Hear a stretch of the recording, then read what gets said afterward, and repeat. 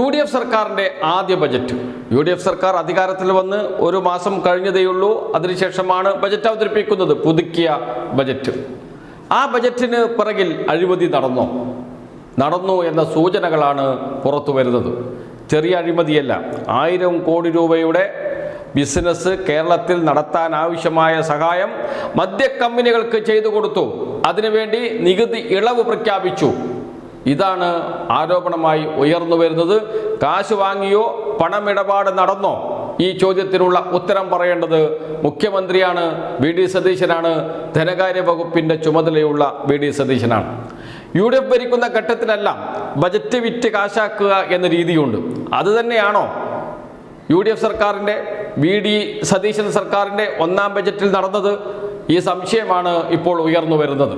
സംശയം ഉയർത്തിയിരിക്കുന്നത് ചെറിയ ആളല്ല, മുൻ ധനകാര്യമന്ത്രിയും സാമ്പത്തിക വിദഗ്ധനുമായ ഡോക്ടർ TM തോമസ് ഐസാക്കാണ്. മുൻ മന്ത്രി MP രാജേഷും ആരോപണവുമായി രംഗത്ത് വന്നിട്ടുണ്ട്. അദ്ദേഹം എക്സൈസിൻ്റെ കൂടി ചുമതല വഹിച്ച മന്ത്രി കൂടിയാണ് എന്നോർക്കണം. അതുകൊണ്ട് ആരോപണങ്ങളിൽ വസ്തുതയുണ്ട്, വെറുതെ പറയുന്നതല്ല എന്ന് വ്യക്തവുമാണ്. ഡോക്ടർ തോമസ് ഐസക് അദ്ദേഹം ഫേസ്ബുക്ക് പോസ്റ്റിലൂടെയാണ് ആരോപണവുമായി രംഗത്ത് വന്നിരിക്കുന്നത്. അദ്ദേഹത്തിൻ്റെ ഫേസ്ബുക്ക് പോസ്റ്റ് നോക്കാം. തുടങ്ങുന്നത് തന്നെ ഇങ്ങനെയാണ്: ബജറ്റിൽ ഞാൻ അഴിമതി ആരോപിക്കുന്നില്ല, പക്ഷേ അതിൻ്റെ ഒരു മണമുണ്ട്. ഗുരുതരമായ ആരോപണമാണ്. ബജറ്റിൽ ഞാൻ അഴിമതി ആരോപിക്കുന്നില്ല, പക്ഷേ അതിൻ്റെ മണമുണ്ട് എന്ന് വെച്ചാൽ എന്തൊക്കെയോ നടന്നിട്ടുണ്ട്, എന്തൊക്കെയോ ദുരൂഹതകളുണ്ട്, സംശയാസ്പദമായ കാര്യങ്ങളുണ്ട്. അതുകൊണ്ട് അക്കാര്യം വിശദീകരിക്കണം. ആരാണ് വിശദീകരിക്കേണ്ടത്? ധനകാര്യ വകുപ്പിൻ്റെ ചുമതലയുള്ള മുഖ്യമന്ത്രി VD സതീശൻ.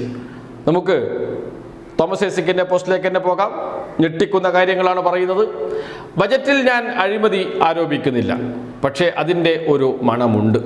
പ്രത്യേകിച്ചൊരു കാരണവും പറയാതെ വീര്യം കുറഞ്ഞ ബിയറോ വൈനോ അല്ലാത്തത് ലോ ആൽക്കഹോളിക് ബിവറേജ് ഉൽപ്പാദിപ്പിക്കുന്ന കോർപ്പറേറ്റ് കമ്പനികൾക്ക് കേരളത്തിൻ്റെ മാർക്കറ്റ് തുറന്നു കൊടുത്തിരിക്കുകയാണ്.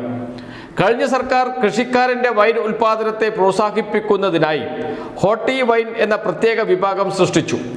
ഇവയുടെ മേലുള്ള നികുതി 86% നിജപ്പെടുത്തുകയും ചെയ്തു. ഇത്തരം വൈനുകൾക്ക് 15.5% താഴെയാണ് വീര്യമുണ്ടാകുക. ബക്കാഡി കമ്പനി, പ്രത്യേകം ഓർക്കണം, ബക്കാഡി കമ്പനി ഇന്ത്യയിലെ വലിയ വിദേശ മദ്യ കമ്പനിയാണ്. ആ കമ്പനി, ബക്കാഡി കമ്പനി, ഈ ആനുകൂല്യം തങ്ങളുടെ വീര്യം കുറഞ്ഞ ഉൽപ്പന്നങ്ങൾക്കും ലോ ആൽക്കഹോളിക് ബിവറേജ് വേണമെന്ന് പറഞ്ഞ് സമീപിച്ചിരുന്നു.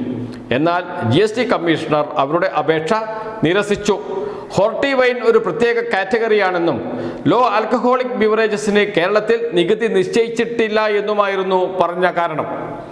ഇന്നിപ്പോൾ ബജറ്റ് പ്രസംഗത്തിലെ ഖണ്ഡിക 309 കോർപ്പറേറ്റ് മദ്യക്കമ്പനിക്കാരുടെ ആവശ്യം അംഗീകരിച്ചു കൊടുത്തിരിക്കുകയാണ്. 10% താഴെ വീര്യമുള്ള മദ്യത്തിന് 120% വിൽപ്പന നികുതി നിരക്കും. 10നും 20നും ഇടയ്ക്ക് വീര്യമുള്ളവയ്ക്ക് 175% വിൽപ്പന നികുതി നിരക്കുമായി നിശ്ചയിച്ചിരിക്കുകയാണ്. ഇത് മദ്യക്കമ്പനികളെ സഹായിക്കാനുള്ള വ്യക്തമായ നീക്കമാണ്. അഴിമതി മണക്കുന്നു. ഇങ്ങനെ ഒരു ആരോപണം ഉന്നയിക്കുന്നതിൻ്റെ അടിസ്ഥാനം ബജറ്റ് പ്രസംഗത്തിലെ ഖണ്ഡിക 307 അതിൽ ഇടതു സർക്കാർ വിദേശ മദ്യ ചട്ടങ്ങളിൽ ലോ ആൽക്കഹോളിക് ബിവറേജസ് എന്നൊരു പ്രത്യേക വിഭാഗം കൊണ്ടുവന്നുവെന്നും 0.5% മുതൽ 20% വരെ വീര്യമുള്ള ബിയർ, വൈൻ ഒഴികെയുള്ള മദ്യ ഉൽപ്പന്നങ്ങളെ ഇതിൽ ഉൾപ്പെടുത്തിയെന്നും പറഞ്ഞിരുന്നു. ഇത് തികച്ചും തെറ്റിദ്ധാരണാജനകമാണ്.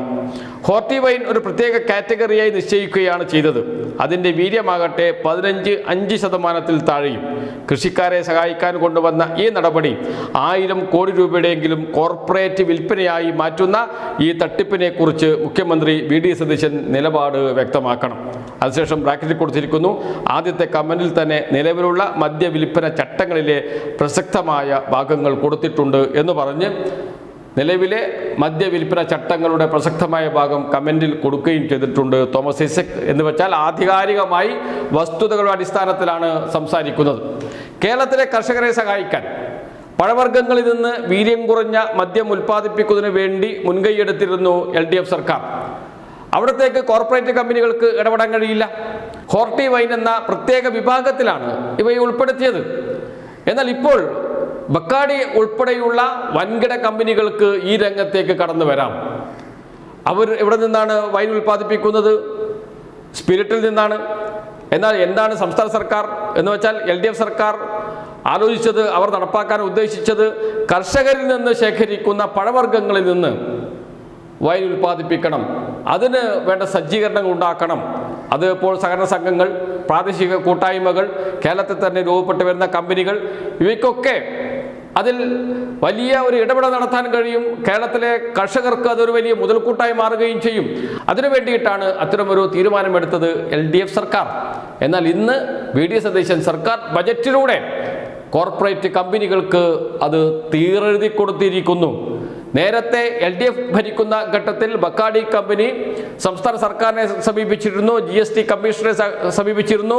ഈ ആനുകൂല്യം ഞങ്ങൾക്ക് കൂടി ബാധകമാക്കി തരണമെന്നാവശ്യപ്പെട്ടുകൊണ്ട്. അന്ന് GST കമ്മീഷണർ കൊടുത്ത മറുപടിയുണ്ട്, ഇത് നിങ്ങൾക്കുള്ള എന്ന് വെച്ചാൽ കോർപ്പറേറ്റ് സ്ഥാപനങ്ങൾക്കുള്ള, ബക്കാഡി പോലെയുള്ള വലിയ കമ്പനികൾക്കുള്ളതല്ല, കർഷകരിൽ നിന്ന് പഴം വർഗ്ഗങ്ങൾ ശേഖരിച്ച് അതുപയോഗിച്ച് വൈൻ ഉൽപ്പാദിപ്പിക്കുന്നതിന് വേണ്ടിയിട്ടുള്ളതാണ്, അതുകൊണ്ട് നിങ്ങൾക്ക് ലൈസൻസ് തരില്ല എന്ന് കൃത്യമായും പറഞ്ഞു.